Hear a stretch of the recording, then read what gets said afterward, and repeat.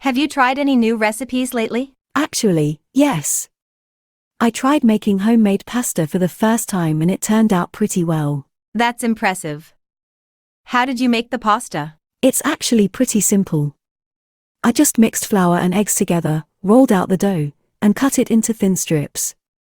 Then I boiled it for a few minutes and it was done. Wow, I never realized making pasta could be so easy. I might have to try that myself. Definitely give it a try. And if you're looking for another recipe, I also recently made a really delicious quinoa salad with roasted vegetables. That sounds amazing. How did you make the salad? I cooked the quinoa and roasted some vegetables like sweet potatoes, bell peppers, and zucchini. Then I mixed it all together with some feta cheese, lemon juice, and olive oil. It was really tasty. Whoa.